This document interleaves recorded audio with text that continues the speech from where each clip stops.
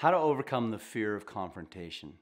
Do you stuff your frustration down or let it bottle up until you explode or collapse under the demands required of you without expressing your needs? I had a huge problem with this as a young man and a kid.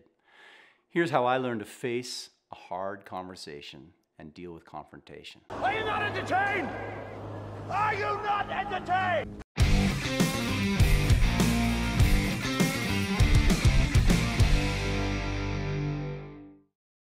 First, choose your battles wisely. Second, think through the other person's perspective before engaging and seek first to understand. Third, preface the confrontation by letting the person know you want to have a serious discussion. And finally, ask questions free of accusations and express your feelings by stating how their specific actions make you feel. When I was a younger man, I worked at Quicksilver managing a clothing line called Fidra. It was a lot of fun. I had a lot of really high-profile customers like Pebble Beach, Nordstrom Rack, things like that. And mostly I didn't touch them. I had a customer service team that managed all that thing, but every once in a while, we'd get a really, really angry customer that was not able to be calmed down by my great team. They got sent to me. This was difficult for me because I had to find a way to balance what the customer wanted and what we could actually do. When you get angry, you want everything, and sometimes that's not possible.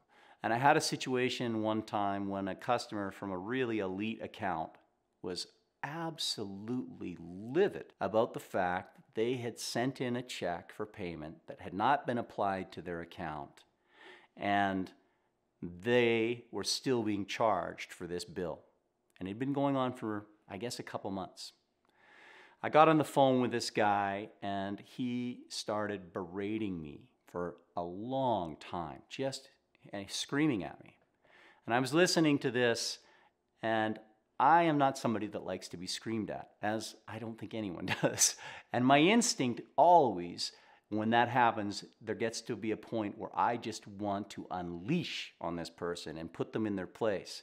But this was a huge, huge account, and I knew the importance of it. So what I did as I listened to this person was I decided to choose a wise battle.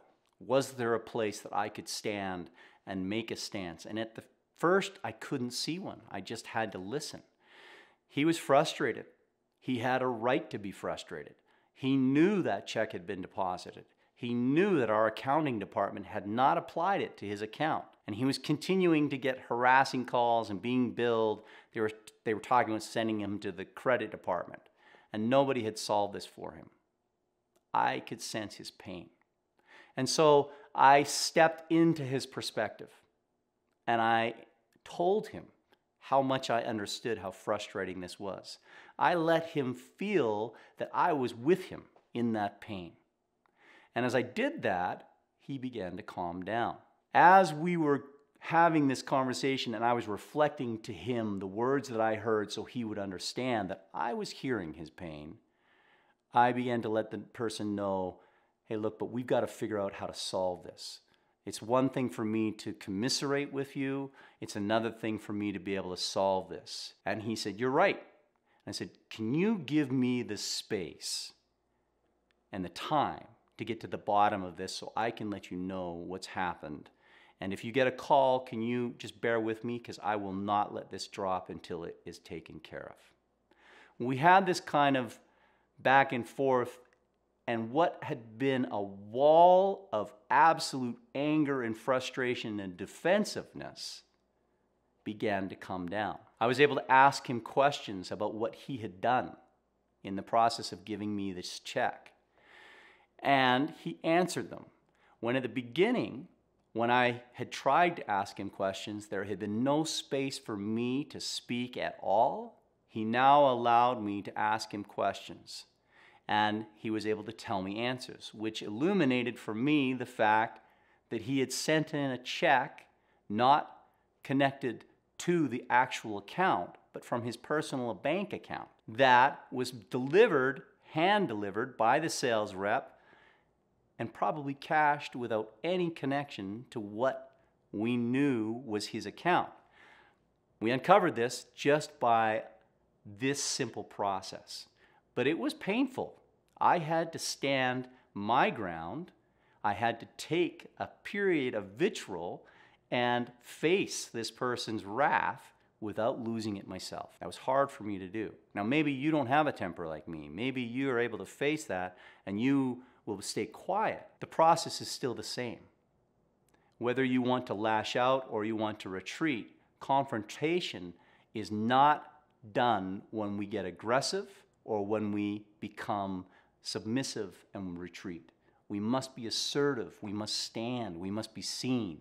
And that requires us to go through this space and reflect and meet the person where they're at. When we can do that, it changes things. And I learned this skill literally by the numerous conversations that I had while I was working as a business manager at this company, managing these accounts. It applied in every space in my life. Some places I was less brave, and it does require you to be brave. There are some places with certain people that you may want to retreat and hide and not admit what you're doing because you're tired of the battle. I would suggest that if the battle becomes too frequent, you might want to readjust your relationship with that person. However, if you must work with this person, if it's somebody you work with, using these 4 steps, considering that, hey, there are some battles we have to fight to get through this, learning how to engage in another person's perspective, and then also letting the person know, hey, we're going to have a conversation that's really serious in a gentle way and not just diving into it, are all triggers that allow you to meet this person with real openness, real understanding, allowing them to know that they're heard. And then as you begin to ask your questions, always speak in terms of, hey, this is how this makes me feel. Am I right? And have them reflect what they say back to you so that you fall into line. This opens up what can be very painful, heated discussions to productive conversations that allow you to make progress in areas that sometimes get neglected because we don't want to address them. Too often we leave these difficult conversations to a time where crisis is happening. And then the explosion, like with this man, takes place because, like the man that I faced when I was working at FIDRA, the explosion takes place because we have left the conversation off too long. We have not encountered this in a meaningful and assertive way. So be assertive. Choose your battle wisely. Make it happen, and I think you'll find that your life gets easier when you can be following a process that opens the door to productive discussion. So if this is something that works for you, I'd love to know. I'd also like to know the techniques that you use to have productive conversations. And I got another video coming up on how you can face a future without fear. Because fear gets involved in these confrontational conversations, so maybe that could be something that would help you further. I'm James Burnham. Thanks for being with me. Like, subscribe, hit the bell. Damn, I nailed that. I've been struggling with this.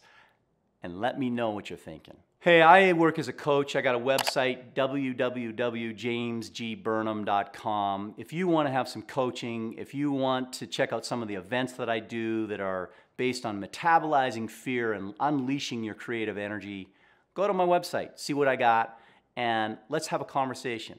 We can set up some time on my calendar and go from there.